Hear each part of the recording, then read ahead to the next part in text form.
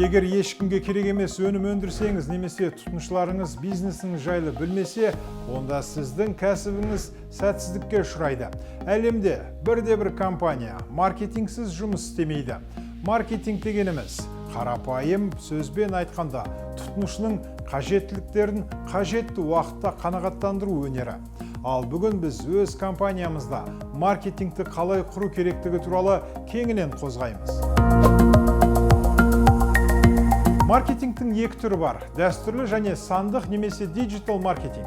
Кейбір компаниялар дәстүрлі маркетингті, ал енді бірі сандық маркетингті таңдайды. Бірақ соңғы уақытта көпшілігі екі түрінде жөн көреді. Сізге қандай маркетинг түрі керек және оларды қалай біріктіруге болады? Енді соны тарқатып айтайық. Дәстүрлі маркетинг өнім қасиеттеріне негізделеді. Мәселен, сіз өзіңіздің кір жуғыш ұнтақтарыңыздың бәсекелестерімен салыстырғанда қаншалықты жақсы екендігі туралы жарнама жасайсыз және тұтынушыға осы өнімді алса ұтатыны туралы ишараттайсыз. Дәстүрлі маркетингтің дәстүрлі құралдары бұл ақпаратты таратудың әдеттегі жолдары: теледидар, радио, сыртқы жарнама мен буклеттер. Традиционный маркетинг – это реклама на физических носителях, грубо говоря. Да? Если брать каноны, то есть ATL и BTL реклама. То есть это профессиональный маркетинг. ATL реклама – это, скажем так, баннера, вывески, постеры, рекламные материалы, реклама по телевидению, по радио, любые вот массивные, мощные рекламные инструменты – это ATL. Почему этот термин? ATL – это above the line, над линией. То есть, когда компания формирует бюджет, она сначала формирует основные виды рекламы, это ATL. BTL – это below the line, это реклама, которая внезапно, это случайная реклама.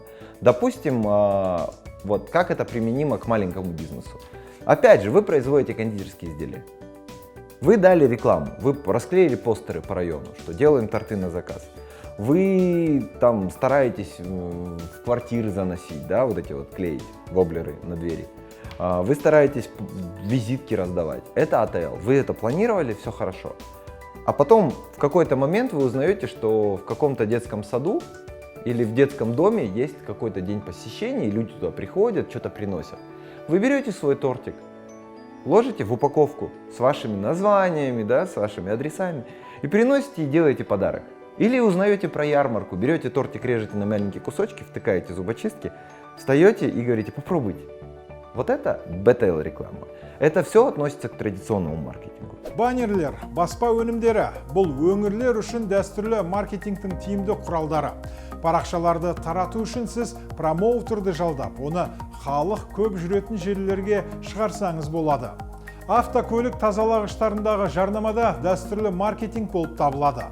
Диджитал маркетингке өзіңіздің брендіңіз бен өніміңіздің сатылымын арттыру үшін ғаламтор мен мобильді технология сияқты сандық технологияларды кеңінен қолдануға болады. WhatsApp секілді немесе электронды және мессенджерлердегі хаттар, әлеуметтік желілер мен веб-сайттардағы жарнамалар – мұның бәрі цифрлық маркетингке жатады. Чем отличается диджитал маркетинг? Это минимальность расходов. Вам даже не нужно этот тортик делать. Вы берете фотографию, берете хороший текст, изучаете хорошо книжечку какую-нибудь умную, да, по маркетингу правильному, по составлению текстов. Это называется копирайтинг. Пишите хороший продающий пост и просите своих друзей всех репостить его. Вот она ваша диджитал маркетинг. Это ваша реклама в социальных сетях. Это реклама в интернете. Если брать диджитал маркетинг, к нему относятся social media маркетинг, директ маркетинг. Ну и в принципе все.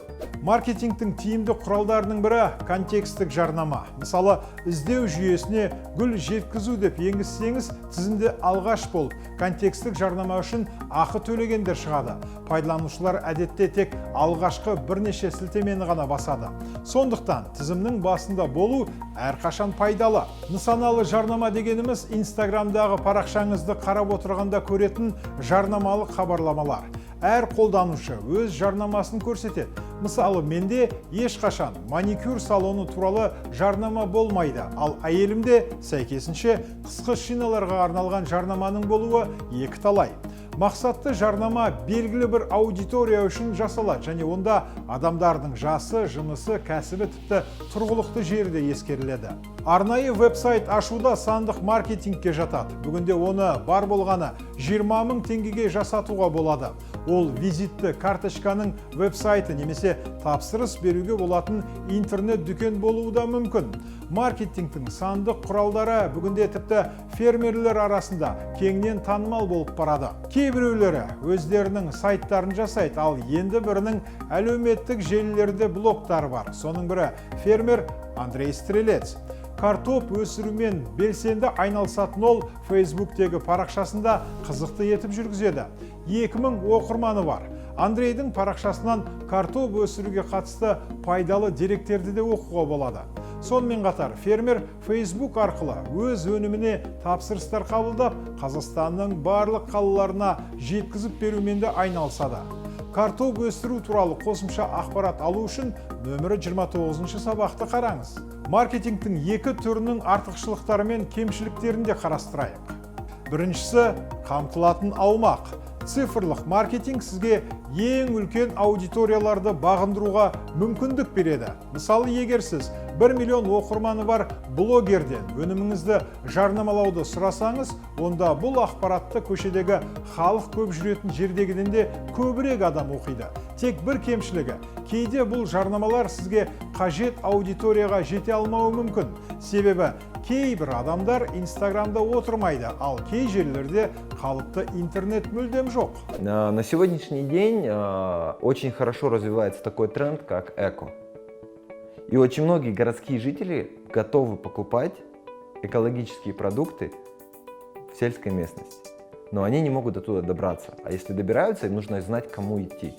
И поэтому я считаю, что если, например, у вас есть свое какое-то хозяйство, вы выращиваете свои помидоры, то вы можете свой урожай распродать до того, как он еще вырастет, через digital маркетинг. Вы просто начинаете выставлять объявления. В том же самом Инстаграме. Пишите пост, что вот куст сфотографировали, да? На нем скоро будут шикарные помидоры. Екінші, тұтынушымен байланыс. Интернетте өз өніміңізді көрсете отырып, кері байланыс болмаса, клиенттеріңізбен байланысты үзіп алуыңыз мүмкін. Если вы находитесь в малом бизнесе, и вы только начинающий человек, вы там стартапер, либо вы маленький производственник какой-то, то вам нужно очень четко чувствовать рынок. И в этом смысле традиционный маркетинг хорошо помогает, потому что вы получаете обратную связь. Вы можете запустить анкетирование, вы можете выставить свой стендик в любом торговом доме, договорившись с руководством. Никто не будет против, сейчас это интересно людям. Вы можете даже во двор встать, в любой большой ЖК, заехать во двор, встать и предлагать людям, и это будет работать. Давать им визитки, давать им флаера. Например, я сам сталкивался с такой вещью, как на Новый год я увидел традиционную рекламу в подъезде, да? А там находилось объявление такое «сухофрукты» с доставкой. Но когда я туда позвонил, это был очень креативный чувак. Он приехал на машине во двор ко мне, открыл багажник, а у него все сухофрукты. И он мне позвонил, он говорит, я полчаса буду стоять во дворе, спускайся, попробуй. И все, кто в этом дворе, все как бы мимо проходят, видят.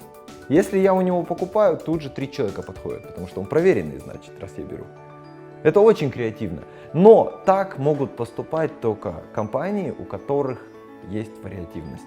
Поэтому традиционную рекламу я больше вижу здесь в виде партизанских методов. Үшіншісі, маркетингтік зерттеулер. Оларды интернетте жүргізу оңай. Сауалнама жіберіп, оған жауап беруін өтінсеңіз болғаны.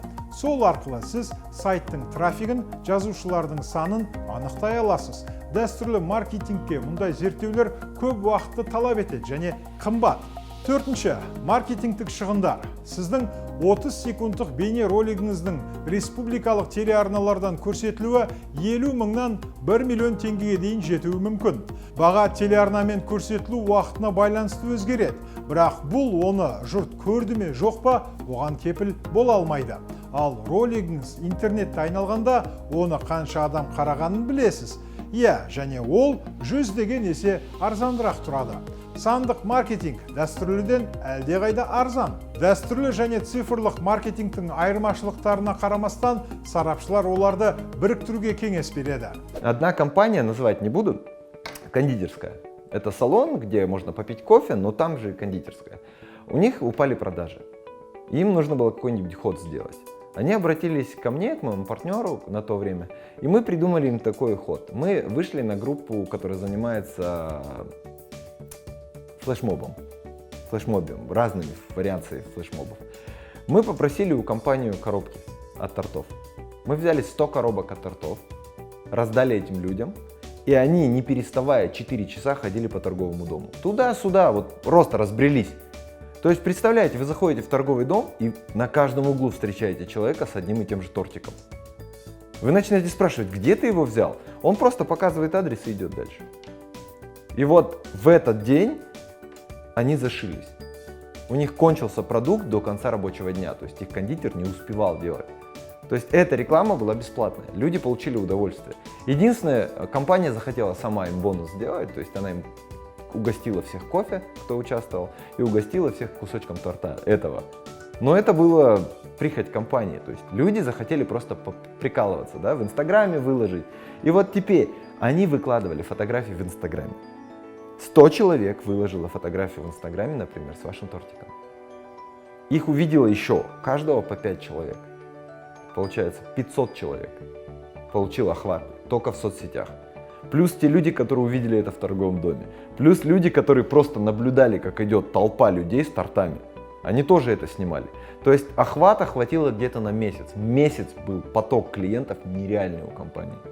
Дальше, кому понравилось, тот остался их клиентами. То есть, в принципе, они поправили свое состояние. Өніміңіздің сатылымын арттыру үшін маркетингтік зерттеу жүргізіп көрсеңіз де болады. Бастысы, тауарыңызды қандай адамдар тұтынатынын және олардың мұнан не күтетінін түсінуіңіз шарт. Дәстүрлі және сандық маркетингтің өзіндік артықшылықтары мен кемшіліктері бар, бірақ бір әдіс екіншісін жоққа шығармайды. Маркетингтегі ұмтылыста ең бастысы тұтынушыға компания үшін өзінің құнды екенін сезіндіре білу. Сондықтан креативті болыңыз және тіпті ең қорқынышты идеяларыңызды енгізуден қорықпаңыз.